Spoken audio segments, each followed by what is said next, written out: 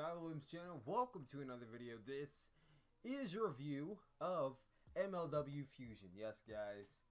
First review I did, wasn't a fan of the show. Second review I did, was not a fan of the show. I'm like, third time has to be the charm at this point. I'm like, okay, I watched the show twice already. Maybe third week it'll pick up a little bit. And not gonna lie, this week was definitely the best one I've seen so far. I would say it actually was a pretty decent show. I wouldn't say it was bad. I wouldn't say it was like necessarily a good show, mainly because of the last match, but we'll get into it. So we open up the show with Shane Strickland, who I haven't seen in a minute. Shane Strickland is a extremely talented black wrestler that everyone should look out for. He is also one of my favorite independent wrestlers in the entire world right now. He's a free agent as of right now, so I'm really excited to see where he's going to go. You know, a lot of people saying, oh, it's going to be NXT. I'm thinking, you know, he signs with New Japan. We see him in the Best of the Super Juniors tournament. But why am I talking like this? Anyway, so he comes out, he cuts a promo. I don't remember what the context was, but out comes Roosh.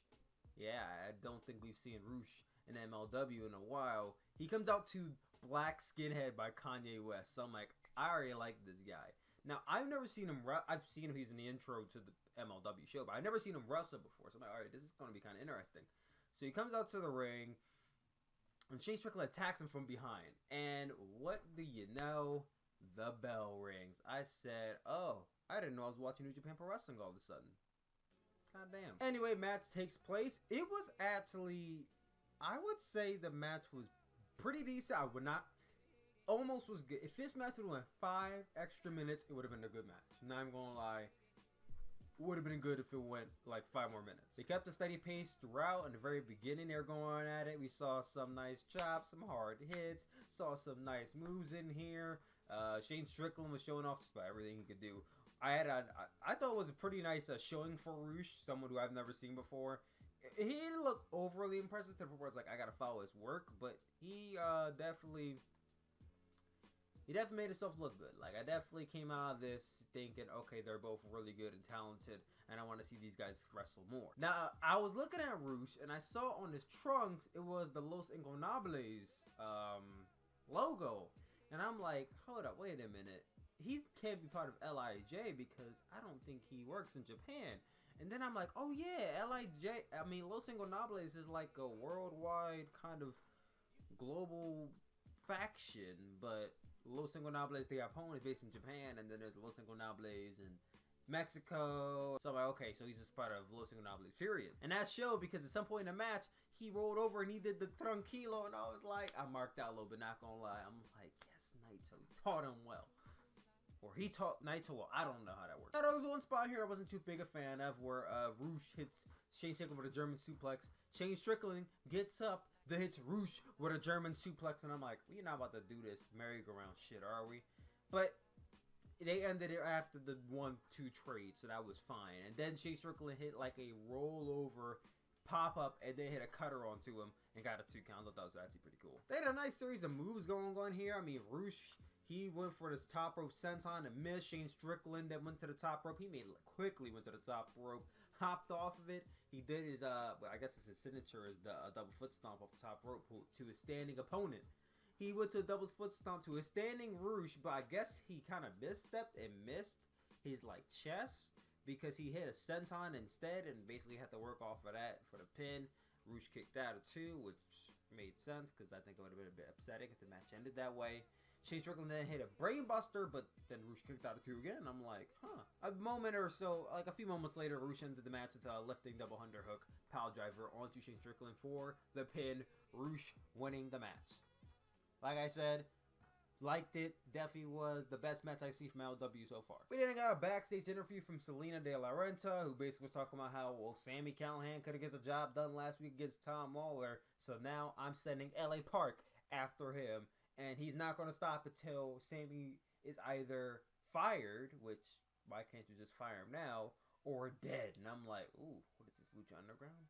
Moving into the next match, Arielle Dominguez, I hope I said his name correctly, versus Ace Ramiro. This was a completely 100% unfair matchup. You had 5'1" probably every bit of 5'2", 140-pound soaking wet Arielle going up against 6-foot-tall, 400-pound AC baby. I said, poor kid. What did he do to deserve this? The match starts off, and to his credit, I do like that they gave the Arielle a little bit of fight in him, because there were some times where he was hitting these like clotheslines, Ace was going down, but he kept on running at him, and then Ace just put him down. The match went like every bit of maybe like 2 or 3 minutes. Ace put him down with a big elbow drop, so that was about it. It was a squash. It wasn't a squash, because he put up more of a fight than any other small guy would against someone that size. We got a promo from Brian Pillman Jr., one that I do not remember the context of. We then got a promo from Low Key, which is basically, I've been undefeated for 14 years, and this company belongs to me, and no one's gonna stop me, and his perfect narration voice. He should really consider doing ASMR. Getting into the next match, Ricky Martinez versus Gringo Loco. The match started off with every fucking cruiserweight sequence I've ever seen. You know, they go for they start doing flips, and then they look at each other, and the crowd does the yay! Like, this match was actually I thought it was okay. You know, Gringo, he did his thing.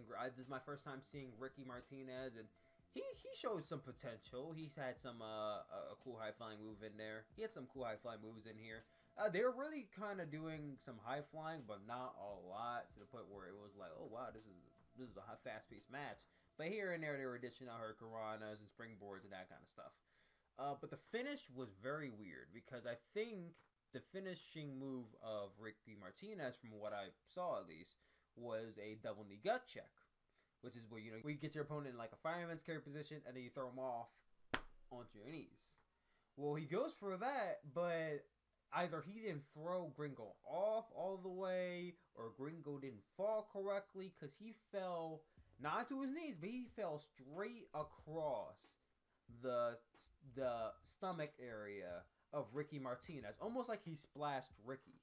But then he tried to sell it, and he just like pushed his body forward and was on his head for a second. He was flailing. I'm like, what the fuck is going on? And then he rolled over and got pinned. And I was like, oh, well, that was a weird finish to the match. So that took away from it, honestly. That ending was just... Which led into a Tom Lawler promo, which I don't remember the context of either. I'm sorry. Then we go to the main event, the Dirty Blondes versus the Hart Foundation. Now, my first ever MLW show I watched, I don't remember the episode, but I remember seeing the Dirty Blondes somewhere in that show, and I did not like them. I didn't like the gimmick. I didn't like their style of wrestling. I was like, whatever. Blah. So, going into this is the main event, I was like, alright, let's see what happens here. You know, that Brian Pillman Jr., I haven't seen too much of him yet, but he has potential. Dave Boy Smith, he's fucking great. I see him all the time in New Japan Pro Wrestling. Teddy Hart, he's good, at least from what I've seen. So I'm like, okay, these guys can put on a good match with the Dirty Blondes, whoever the hell they're supposed to be. I don't know what, I never heard of these guys or know what they do. So they duke it out a bit. It's mostly all offense from Hart Foundation. This made them look strong. That's really all this match. That was the whole purpose of this match, is to make Hart Foundation look strong. You know, Dave Boy Smith got in his power moves and shit. Flying Brian did Flying Brian shit. Dirty Blondes got very little offense in here, and if they did, I don't remember a single thing that they did. It was really a blurb, honestly. There was one really cool springboard clothesline spot from Brian Pillman, which you could obviously tell was a homage to his dad. And then the end of the match came when Davey Boy Smith hits a top rope superplex onto whoever the Dirty Blonde was. And I'm like, I don't know if that really should have ended the match. If you were going to end the match with that, you shouldn't have done superplex spot earlier in the night. But that's kind of how I think about it. Anyway, top to bottom, the show was fine, honestly. Wasn't like a great show, but if there was one match, I would say, you know, if you have time, go watch it. It would be the opening match, which should have ended the show, honestly. Roosh and Strickland, they both have potential to go very far in wrestling. I think Roosh is signed to MLW. If not, I think he's signed to Ring of Honor. And Shane Strickland's a free agent, as I said. Everything else on this card was just kind of hit or miss. I will resist saying the rest of that, but you know what I mean. Anyway, guys, that was my review of MLW Fusion. What did you guys think? Let me know in the comment section down below. And as always, hit that like, the subscribe button, and share this video. Love you guys always, and I'll talk to you later. Peace out.